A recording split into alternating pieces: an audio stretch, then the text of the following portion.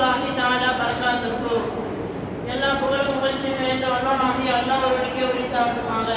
இறைவனின் சாந்தியும் சமாதானமும் கண்மணி நாயகம் ரசூலுல்லாஹி ஸல்லல்லாஹு அலைஹி வஸல்லம் அவர்கள் மீதும், அன்னாரை பின்பற்றி வாழ்ந்த சத்திய சஹாபாக்கள், தாபியர்கள், தபா தாபியர்கள், வலிமார்கள், நாதாக்கள், ஷுஹதாக்கள் மற்றும் நம்மவர்கள், நம் குடும்பத்தினர்கள் அனைவர் மீதும் என்றென்றும் குன்றாமல் குறையாமல் என்று நிலவட்டுமாக.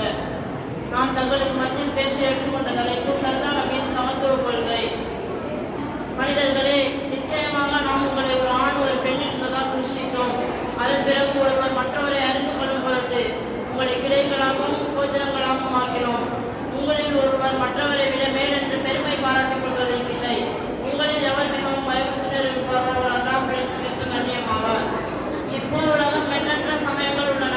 அச்சமயங்களை ஆராயும் போது அதன் சமத்துவத்தை காண முடியவில்லை. ஆனால் சமத்துவம் என்று எத்தளவில் எழுதி உள்ள தெளிவில் பேசி முடிக்கிறோம். மக்களுக்கு மத்தியில் இஸ்லாம் மட்டுமே சமத்துவத்தை நிலைநாட்டுகிறது. சமத்துவ உடன்படிக்கை. சர்தார் நபி ஸல்லல்லாஹு அலைஹி வஸல்லம் அவர்கள் மக்காவை திறந்து மதீனாவுக்கு சென்றார்கள். மதீனாவில் சர்தார் நபி ஸல்லல்லாஹு அலைஹி வஸல்லம் அவர்களின் சொல்லிற்கு இணங்கி கொண்டுவருகிறார்கள். அப்போது அங்கு இஸ்லாமிய கொள்கை நிர்வாகப்பட்டிருந்தது. அப்போது அங்கு வாழ்ந்து வந்த யூத மதத்தை சார்ந்தவருடன் சர்தார் நபி ஸல்லல்லாஹு அலைஹி வஸல்லம் அவர்கள் ஒரு உடன்படிக்கையை செய்து கொண்டார்கள். அந்த உடன்படிக்கையில் வாசகங்கள், ஏடுகள், சரித்திரம் பதிவாகியுள்ளன. அதில் காணப்படும் சில வரிகள் மற்றும் இஸ்லாமிய கொள்கைக்கு வழிகாட்டுதலாக அமைகின்றன.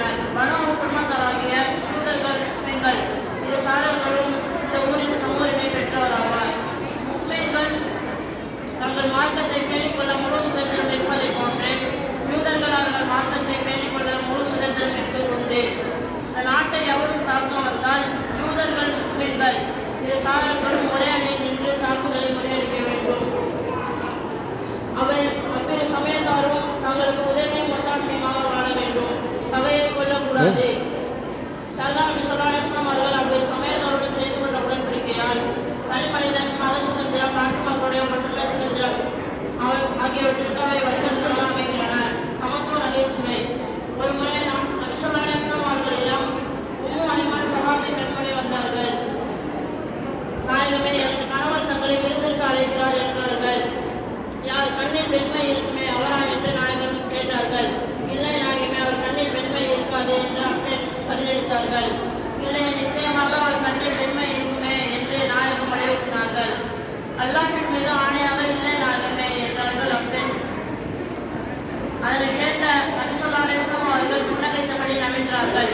எல்லாருடைய கண்ணிலும் தன்னை சுற்றி பாவையிலும் வெண்மை இருக்கவே செய்யும். வெண்மை இருக்கவே செய்யும். அன்னலாரின் அறிவுரை. ஒரு சமயம் சர்தார் நபி ஸல்லல்லாஹு அலைஹி வஸல்லம் அவர்கள் முஸ்லிம்கள் ஒருவருக்கொருவர் பல பொருட்களால் உருவாக்கப்பட்ட ஒரு கட்டத்தின் அமைப்பை போன்றார்கள் என கூறி, நிறத்தாலும் மொழியாலும் மற்ற இந்த வேறுபாட்டாலும் வேறுபட்டவர்கள் அல்ல என்று நபி ஸல்லல்லாஹு அலைஹி வஸல்லம் அவர்கள் தனது இரு கைகளின் விரல்களை கோர்த்துக் கொண்டு சமத்துவமாக சகோதரத்துவமாக வாழ கற்பித்தார்கள். பிலால் ரலியல்லாஹு அவர்களை பார்த்து அபூதர் கிஃபாரி ரலியல்லாஹு அவர்கள் இவர் கருப்பு நிறம் உள்ள நீராக்கி பெண்களுக்கு பிறந்த கருப்பு நிறம் உள்ளவராமே என்று இரு சொற்களால் திட்டினார்கள். இதனை கேட்ட சர்தார் பிலால் ரலியல்லாஹு அவர்கள் மதவினரை அழைத்தார்கள். இதனை நபி ஸல்லல்லாஹு அலைஹி வஸல்லம் அவர்களிடம் சமர்ப்பித்தார்கள். நபி ஸல்லல்லாஹு அலைஹி வஸல்லம் அவர்களை அழைத்து அபூதரை முற்காலத்தை போன்றே மூடத்தனம் கொண்டவராக இன்னும் இருக்கிறீரோ என்று கோபத்தை வெளிப்படுத்தினார்கள்.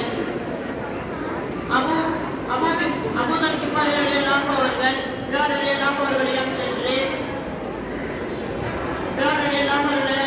பிலாலே, உங்கள் பாத கால்களினால் என்னை விதியுங்கள் என்று தனது தலையை பூமியில் வைத்தார்கள். பிலால் ரலியல்லாஹு அவர்கள் அவ்வாறு நான் செய்ய மாட்டேன் என்று சொன்னார்கள். நம் எல்லாருடைய பாவங்களையும் அல்லாஹ் மிக்க மன்னிப்பான் என்று மனப்பூர்வமாக மன்னித்தார்கள். அதனை முழு மன்னிப்பாக கருதாத அபூதர் கிஃபாரி ரலியல்லாஹு அவர்கள் இரண்டு ஒரே மாதிரியான ஆடைகளை, ஒன்றை பிலால் ரலியல்லாஹு அவர்களிடம் அணிவித்து இன்னொன்றை தம் அணிந்தார்கள்.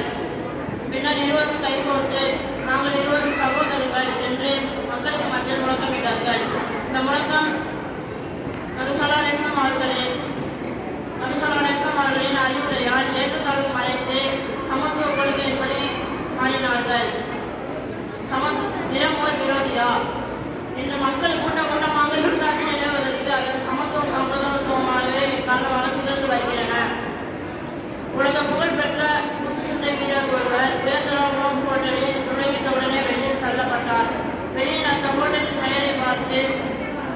பார்த்தால் வெள்ளையர் கோட்டல் என்று எழுதப்பட்டிருந்தது. அப்படியானால் உலக புகழும் பெருமனமும் உள்ள எனக்கே இந்த இறுதியில் என்று வந்து போனார்கள். ஒரு இஸ்லாமிய மசூதியில் கர்ப்பரும் வெள்ளையரும் கலந்து முசாபாக்கள் என்னும் கைலாக கொடுத்து சிரித்து பேசி மகிழ்வதை கண்டார். ஆகா, சமத்துவம் இருக்கேதான் உள்ளது என்று உண்மையை விளக்கினார். சல்லல்லாஹு அலைஹி வஸல்லம் அவர்கள் சமத்துவ கொள்கையை பெயர்களாக நாம் அனைவரும் வாழ்ந்தால் உலகம் நிம்மதி பெறும். எனவே நாமும் இஸ்லாம் காட்டி தந்த சமத்துவ சகோதரத்துவம் மொழி இன